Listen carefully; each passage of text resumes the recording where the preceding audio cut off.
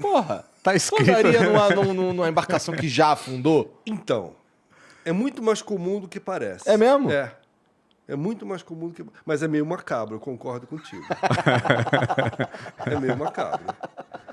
Cara, né? Tu já andou em alguma? Duvido. Que Talvez tu saiba não, né? Não, que eu saiba não, mas eu acho que eu já andei sim. Eu já voei em avião que já caiu. Mas, não, desculpa, eu já entrei num que sabidamente viveu essa situação, mas eu não naveguei nisso, só entrei por curiosidade. Mórbida curiosidade. Na Amazônia, em Belém. É. Porque, cara, na Amazônia, assim, eles têm uma capacidade de produzir tragédia nos rios amazônicos, que é uma coisa impressionante, né? Aliás, semana passada teve uma.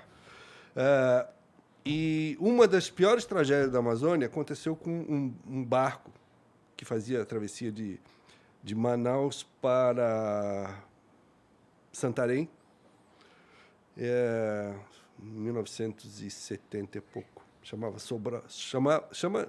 Sobral Santos, só que hoje mudou de nome. E esse barco ele virou parado no porto de uma cidade chamada Óbidos, que é o Rio Amazonas. Ele estava vindo na viagem, parou no porto para descarregar e carregar, para desembarcar e embarcar a gente. Com peso do lado. Mas tudo era feito nas coxas e continua sendo, na verdade.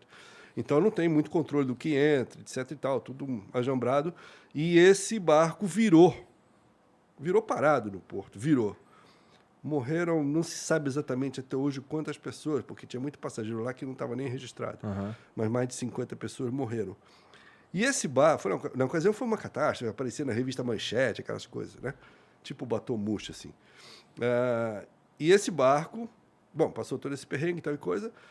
O dono do barco foi indiciado, mas não aconteceu nada com ele, etc. Ninguém foi Brasil, né? responsabilizado. Morreram até estrangeiros que estavam nesse barco. E o dono do barco recuperou o barco, tirou o barco. Estava no porto, guinchou o barco, deu um tapa, pintou o navio, reformou o navio, mudou o nome, navega até hoje. Chama Cisne Branco. Até hoje esse navio existe. Eles chamam de navio na Amazônia. Não é bem um navio, mas eles chamam de navio.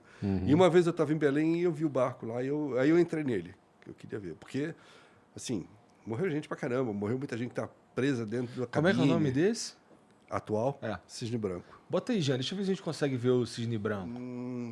Veja aí. Provavelmente vai conseguir com o nome antigo. Ou então você coloca Sobral Santos, que era o nome antigo dele, né? Na época que ele teve essa tragédia. Esse aí, ó.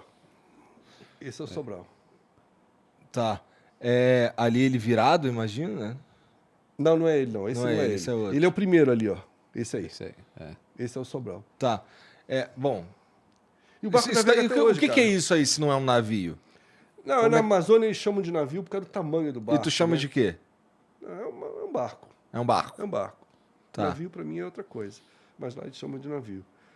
Mas é assim, cara, morreu 50 e tantas pessoas aí dentro. Então, morreu gente dentro da cabine. Aí você vai, faz a viagem hoje, você fica na mesma cabine onde os o caras cara morreram. morreu ali. Daí ele vira. Ele vira e capota. Ele virou e capotou. Tá. E aí ele ficou literalmente cabeça pra baixo. Sim. E foi descendo.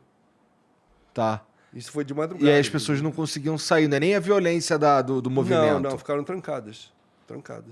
Mas assim, o que aconteceu nesse caso foi uma sucessão de irregularidades, né?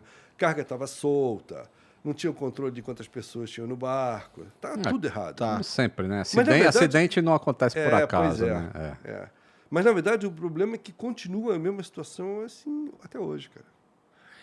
Um barco esse barco quando ele vira, assim, imagina esse acidente que rolou aí, até o barco desaparecer na água é um processo longo? Depende da situação.